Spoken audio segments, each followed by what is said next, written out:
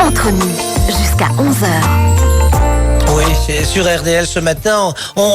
Quand on aura terminé l'émission, vous allez courir comme des lapins dans les jardins. Hein. Vous allez retrouver une forme extraordinaire. Hein.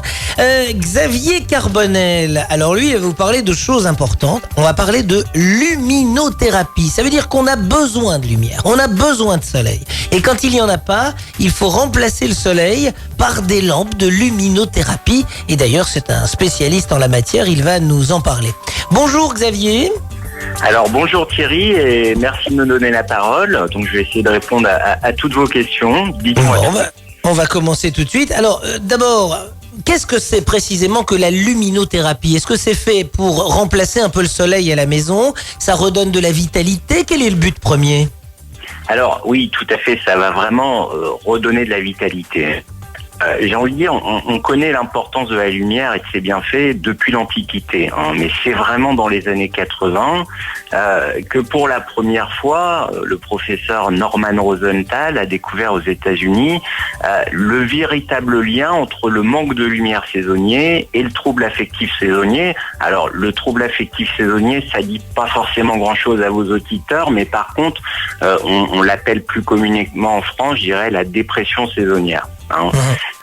Donc c'est clairement suite à ces découvertes que la luminothérapie fut reconnue par les psychiatres comme le traitement de première intention dans le cadre de la dépression saisonnière, mais également de sa forme atténuée, le blues hivernal que tout le monde connaît, on l'a tous vu dans les magazines, je dirais, santé ou féminin cet hiver.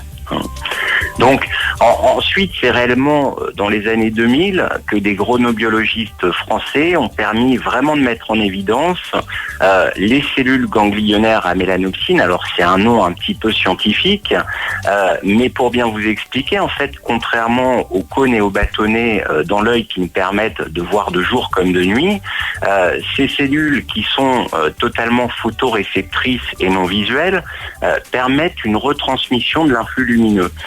Donc de la luminothérapie vers notre cerveau et plus exactement vers l'horloge biologique. Et c'est vraiment là que la luminothérapie, je dirais moderne, prend alors tout son sens puisque on élargit totalement son champ d'application. En effet, cette découverte va vraiment dépasser le simple fait de lutter contre ce dont on parlait tout à l'heure, à savoir la dépression saisonnière, mais également on peut citer les troubles du sommeil. Là, on va vraiment avoir des cellules qui activent des fonctions telles que la mémoire, la vigilance, l'humeur et la cognition. Donc, vous l'aurez compris, la luminothérapie, c'est aujourd'hui vraiment un vaste chantier et qui laisse présager vraiment de nouvelles découvertes.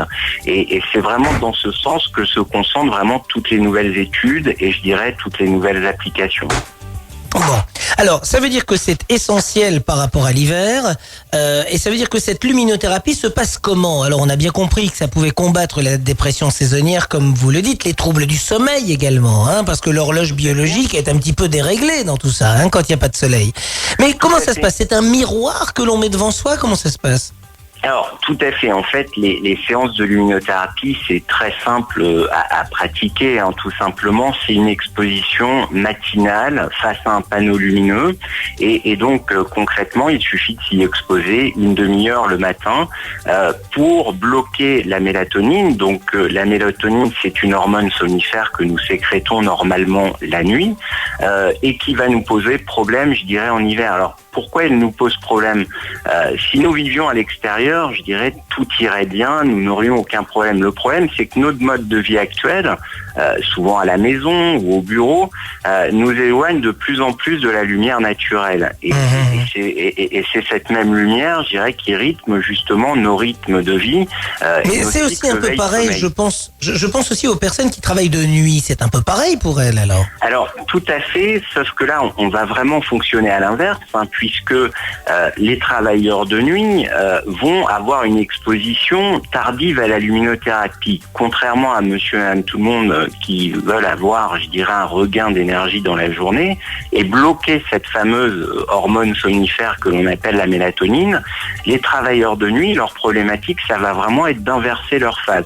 C'est-à-dire de dire au cerveau, nous sommes la nuit, mais on est en on est de jour. Donc, on a besoin de bloquer cette fameuse mélatonine qui va nous endormir. Donc là, une exposition tardive en fin de journée ou au début du travail va permettre, je dirais, aux travailleurs de nuit de s'en sentir alerte et vigilant. Alors, il y a, Xavier, il y a ceux qui travaillent et il y a aussi ceux qui ne travaillent pas. Je pense à tous nos amis seniors qui sont chez eux ce matin. Alors, on va essayer de comprendre un petit peu le sommeil, justement, des seniors ou des personnes plus âgées, parce que on sait tous que le sommeil, il a une évolution avec l'âge. Les besoins de sommeil diminuent et la qualité du sommeil est plus en carence, avec une diminution du sommeil profond. On se réveille la nuit, on a de la difficulté à s'endormir. Bon, on sait bien que les bébés dorment à peu près 16 heures par jour. Quand on est adulte, on dort 8-9 heures. Et quand on est âgé et que l'on va vers les 70 ans, c'est rare de dormir plus de 7 heures par jour. Voilà, tout à fait. Alors, les sujets âgés, en fait, vont avoir une tendance à moins dormir, ce qui est c'est un cycle tout à fait naturel de la vie. Quand on vieillit, on a moins besoin de sommeil. La problématique, c'est une problématique d'ailleurs sociétale et environnementale, c'est que les personnes âgées, et notamment celles qui sont chez elles, mais encore plus celles qui sont en institution, vont renforcer ce besoin de se coucher très tôt. Je pense notamment à toutes les personnes qui vivent en institution, et c'est notamment le cas dans les maisons de retraite ou dans les EHPAD, ou les personnes hospitalisées qui vont avoir tendance à avoir des prises de repas précoces le soir, ce qui va induire, je dirais, un renforcement de cette avance de phase. On appelle avance de phase le trouble du sommeil qui définit des personnes qui vont se coucher trop tôt. La problématique de tout ça, c'est qu'on va avoir des patients qui vont, je dirais, s'endormir trop tôt et donc concrètement avoir des problématiques de réveil dans le milieu de la nuit, ce qui peut d'ailleurs, à ce titre, provoquer, je dirais, des accidents dans les institutions. Donc là, le véritable intérêt de la luminothérapie, c'est d'avoir une luminothérapie, je dirais, tardive pour repousser la phase de sommeil, je dirais, vers 21h, 22h, pour se réveiller tout à fait normal le lendemain matin vers 8h, ce qui évite des réveils en milieu de nuit vers 4h du matin. Voilà. Jusqu'à 11h, entre nous sur RDL. On est toujours avec Xavier Garbonel. On a juste un petit souci technique, mais qui a été rapidement rétabli. Xavier, je reviens vers vous. Alors, il y a des lunettes, il y a plein de trucs qui existent. Parlez-moi un peu de tous ces gadgets qui nous permettent à garder la forme. Alors, oui, effectivement, et vous parlez de gadgets, la luminothérapie, en fait, les produits où vous allez retrouver, je dirais, différents types de produits de luminothérapie. Donc, moi, ce que je vais essayer, c'est de vous éclaircir tout ça et justement qu'on évite les gadgets parce qu'il peut y en avoir. Donc, vous avez 3 grandes familles de dispositifs.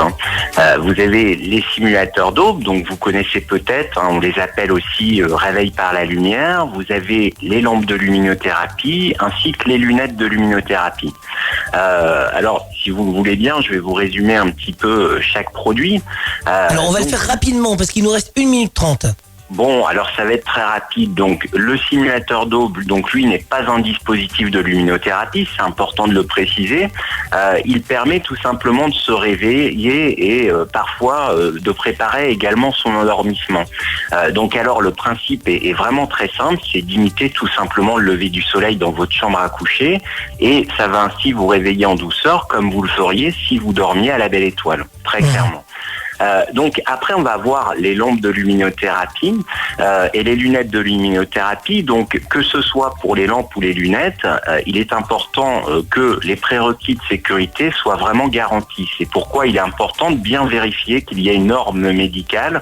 Sinon effectivement, attention, ça ne respectera pas forcément les conditions requises de sécurité pour un bon traitement de luminothérapie.